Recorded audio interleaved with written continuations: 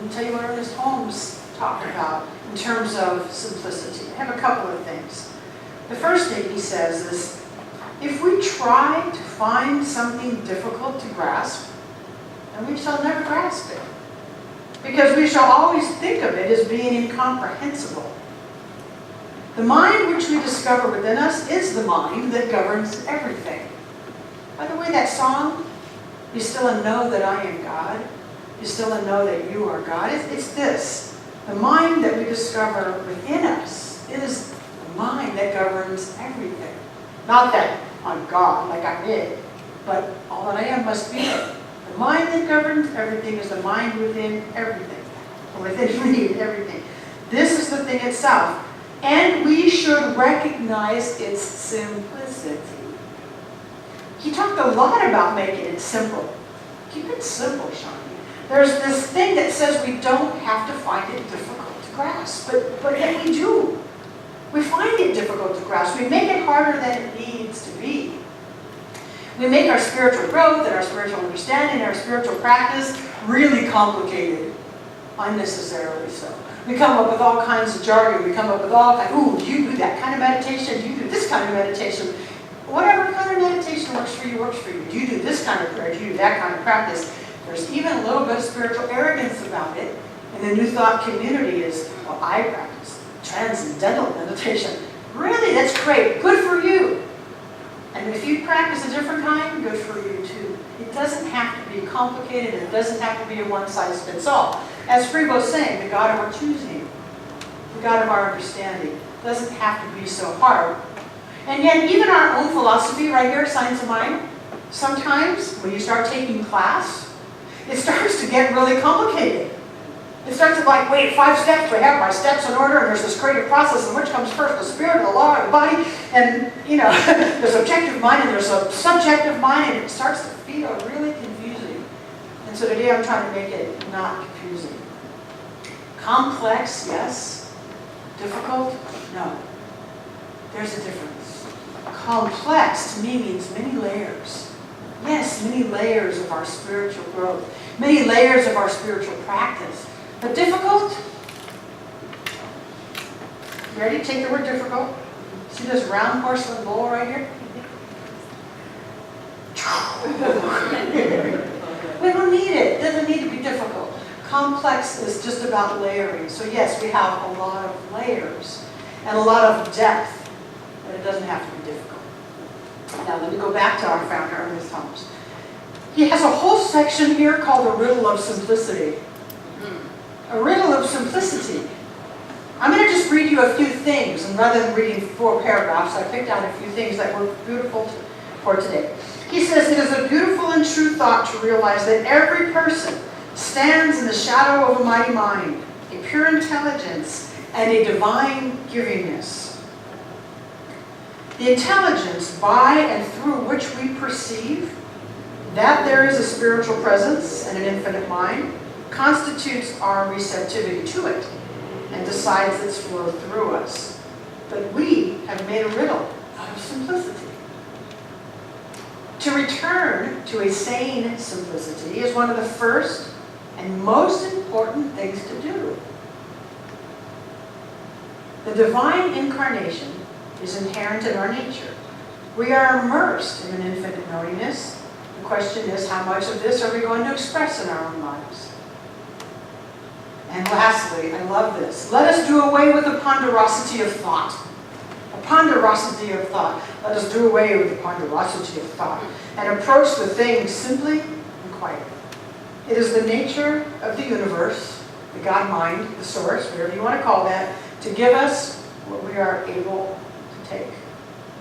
It cannot give us more. It is already given all. The first thing to do is to return to a sane simplicity and to get rid of the ponderosity of thought. That was the, I do this kind of meditation, you do that kind, like as if one's better than the other. We can get rid of all the ponderosity. We can get rid of that difficulty. Jesus said, in Him we live and move and have our being. Him, this was His way of talking about God the Father. I don't like the word Him. But in this presence we live and move and have our being. Jesus said, God's not far off in the mountains over there. It's not low here or low there. The Father is within. The Father is within. So simple, so easy. That same God, that same source, that same power, which is the universal presence, is also the individual presence. It's so simple. The universal presence is my presence. Be still and know that I am God. The universal presence is the individual presence in and through and as me. So Friday, I was also doing a long meditation because I just kind of moving into the holidays, I've been needing a little extra. So as I'm in my Friday morning meditation, I started to hear a song in my head. Just a very simple chant-like song in my head. And we're going to demonstrate it in a minute. But what I did was I heard the words and I heard that I needed to let it all go. And I started to hear it as a song. And I started to do a whole lot of letting go, a lot of things. Pretty soon I started to hear, okay, now that you've done that, let it all in.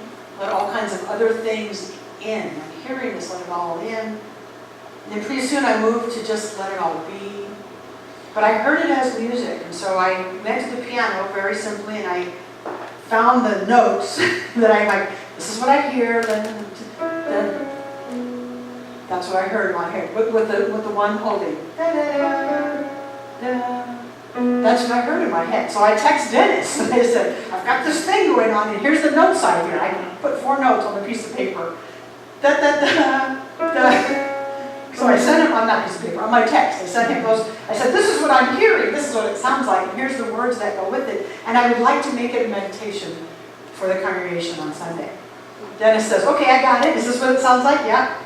Can I play with it a little bit and make more out of it? I'm like, of course, please do. Because that's actually what I really wanted to do.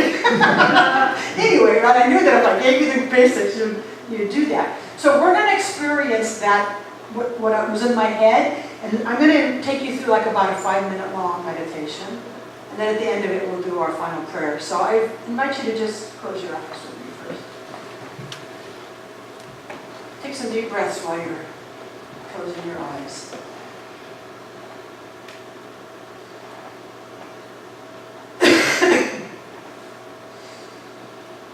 And so I invite you to let go of the tension of the body.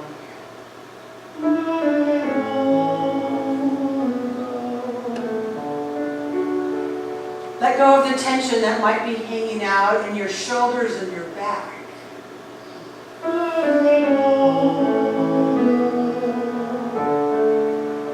Check your face. Let go of the tension in your jaw and in your forehead.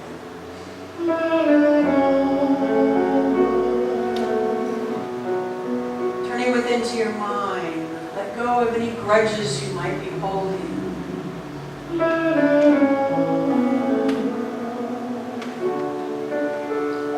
In our minds, if there's any confusion, let's let go of the confusion.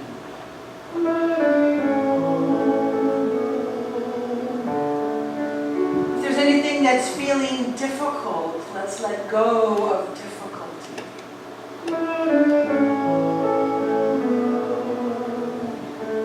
If there's anything in us that's feeling separate from love, let's let that separation go. Anything that's feeling like we're lost from God, the divine, let's let that separation go.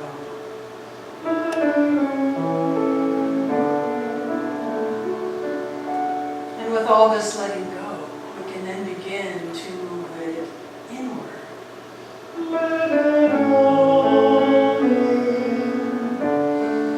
And so let's invite in the ease of spirit.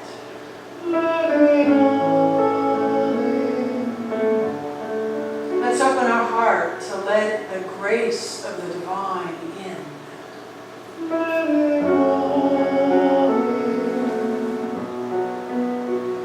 If there's something in us that is needing some guidance, let us bring the wisdom in.